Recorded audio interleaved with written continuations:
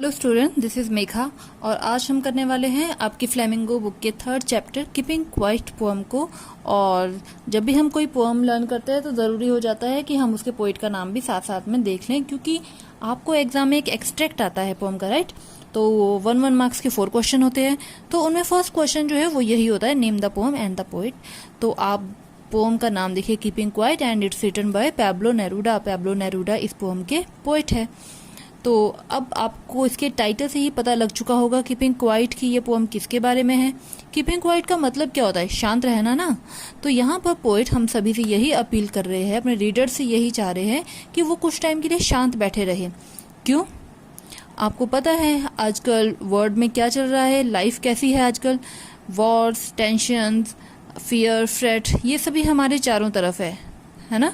और उससे क्या हो रहा है? वरीज हो रही है, स्ट्रेस हो रहा है, डिप्रेशन हो रहा है। डिप्रेशन के तो बहुत ही केसेस देखने को मिल रहे हैं। और साथ में जो आजकल कोविड-19 के हालात चले हैं, उससे भी लाइफ कैसी हो चुकी है? Full of sadness and gloom हो चुकी है, मतलब उदासी चारों तरफ छा चुकी है। तो ऐसे में जो पोइट है वो हमें एक सॉल्यूशन देते हैं। और वो सॉल्यूशन क्या है? To keep quite for some time and to self analyse our self, कि हम कुछ टाइम तक शांत रहें, अपने आप को सेल्फ एनालाइज करें, अपने एक्शंस को सेल्फ एनालाइज करें, और साथ ही हम जाने कि आखिर हम चाहते क्या है, लाइफ का हमारा ट्रू पर्पस क्या है। तो अब शुरू करते हैं फर्स्ट क्वेश्चन को। What will counting up to 12 and keeping still help us to achieve, कि यदि हम 12 तक काउंट करते हैं, मतलब कि कुछ टाइम तक हम धीरे धीरे अपने को कंट्रोल करते हैं और चुपचाप बैठे रहते हैं विदाउट एनी मूवमेंट, तो हम क्या अचीव कर लेंगे। तो बच्चों, अगर आप बहुत टाइम तक या कुछ टाइम तक खामोश बैठे रहो, कोई एक्टिविटी ना करो, कुछ बात ना करो, तो आप पाओगे कि आपको एक पीस ऑफ माइंड मिली है, राइट। और आपको कुछ टाइम मिल जाएगा खुद को जज करने का और अपने एक्शंस को जज करने का, कि आपके एक्शन का आप पर क्या असर पड़ रहा है और दूसरों पर क्या असर पड़ रहा है।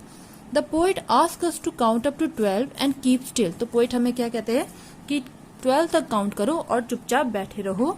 He wants us to introspect ourselves for a few moments, और हम कुछ मोमेंट्स तक अपने को इंट्रोस्पेक्ट करते हैं। इंट्रोस्पेक्ट का मतलब है अपने अंदर झांक कर अपने आप को समझें। It will help us to achieve peace of mind and true understanding of our self. इससे क्या होगा? हमको मिलेगी पीस ऑफ माइंड और अब खुद की true understanding. Now the second question, जो कि बहुत ही ज्यादा इम्पोर्टेंट है, काफी बार एग्जाम में आया हुआ है। Do you think the poet advocates total inactivity and death, कि आप सोचते हो कि by saying keeping quiet and do some introspection the poet is advocating total inactivity, कि हम टोटली इनएक्टिव हो जाए या फिर डेड हो जाए। क्या पोइट ये चाहते हैं? तो आंसर है no, the poet does not advocate total inactivity. Poet नहीं चाहते हैं कि हम लोग सारे टोटल इनएक्टिव हो जाए, because he has a firm belief in life, क्योंकि वो लाइफ, जिंदगी जीने में विश्वास रखते हैं। He wants everyone to live a complete life. वो चाहते हैं कि सभी अपनी जिंदगी भरपूर जिए, फुल ऑफ पीस हो, ऐसी लाइफ जिए। He only wants us to introspect ourselves for a few moments. वो चाहते हैं कि हम बस कुछ टाइम के लिए अपने आप को इंट्रोस्पेक्ट करें। अब ये जो फर्स्ट क्वेश्चन की 2 लाइन थी, यही लाइन हमने यहाँ पर रिपीट की हुई है। तो जिसे फर्स्ट क्वेश्चन लर्न हो गया, समझो 50% सेकंड क्वेश्चन भी लर्न हो गया। Introspect ourselves for a few moments and it will help us to achieve peace of mind and a true understanding of ourselves. Peace of mind, ये इस poem की पूरी एक तरह की थीम है। And now the another important question. What is the sadness the poet refers to in the poem? कि इस पोएम में पोइट ने कौन सी सैडनेस की बात की है?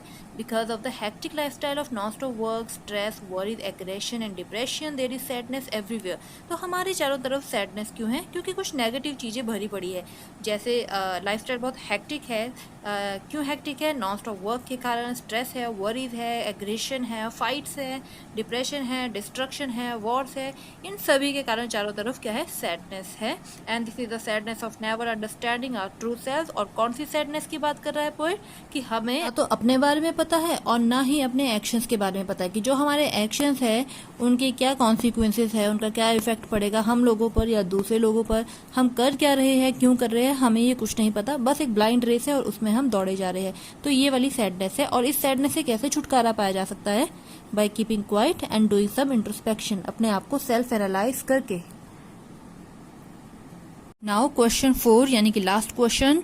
What symbol from nature does the poet invoke that there can be life under apparent stillness, कि जो अपेरेंट स्टिलनेस यानी कि जब सब कुछ हमें ठहरा हुआ सा दिख रहा हो, सब कुछ स्टिल हो, खामोश हो, बिना किसी मूवमेंट के हो, पर तब भी कहीं ना कहीं जिंदगी पनप रही होती है। उसके भीतर भी, अपेरेंट स्टिलनेस के भीतर भी कहीं जिंदगी पनप रही होती है। तो ये बात बताने के लिए पोइट ने नेचर से कौन सा सिंबल यूज किया है, एज अ सिंबल किस चीज को यूज किया है। The poet uses earth as a symbol to invoke that there can be life under apparent stillness. तो पोइट ने कौन सा सिंबल यूज किया है, अर्थ को एज अ सिंबल यूज किया है। He says that the earth appears to be dead in the winter season. अब पोइट कहता है कि विंटर सीजन में अर्थ कैसी लगती है, कोई भी एक्टिविटी वहां नहीं होती है, कोई भी हमें प्लांट्स, हमें लीव्स नहीं दिखते हैं पेड़ पौधों में, और बर्ड्स एनिमल्स है वो भी हमें ज्यादा नजर नहीं आते हैं। तो अर्थ पूरी की पूरी कैसी लगती है, डेड सी लगती है। But when the spring season comes, पर जब स्प्रिंग सीजन यानी कि जब बसंत ऋतु आती है, it becomes alive with all new plants. तो ऐसा लगता है मानो अर्थ अपने नए प्लांट्स के साथ फिर से अलाइव हो गई हो। ठीक है, पहले कैसी लगती है, स्टिल। अब वो स्टिल है, लेकिन क्यों है, कहीं ना कहीं जीवन पनप रहा है ना उसके अंदर, सीड्स है, लेकिन वो अभी भी स्प्राउटेड नहीं हुए हैं, वो अभी भी जमीन के अंदर पड़े हुए हैं, लेकिन जीवन उनमें पनप रहा है। ठीक है, तो ये एक सिंबल यूज करता है। हमें भी वो पोइट ऐसे ही कहते हैं कि कुछ टाइम के लिए शांत रहो, ताकि इस खामोशी के टाइम तुम कुछ एनर्जी गैदर कर सको और फिर से दोबारा से रिफ्रेश होकर फिर से विद न्यू स्टार्ट तुम अपनी लाइफ को भी रीस्टार्ट कर सको। तो इसके साथ ही हमारे क्वेश्चन आंसर यहाँ पर खत्म होते हैं। फिर मिलेंगे नेक्स्ट वीडियो में किसी और चैप्टर के क्वेश्चन आंसर के साथ। यदि कुछ इजी तरीके में और क्वेश्चन समझने हो तो आप चैप्टर का नाम कमेंट कर दीजिएगा, कुछ टाइम बाद मैं उसकी वीडियो आपको बना दूंगी। Thank you, good bye.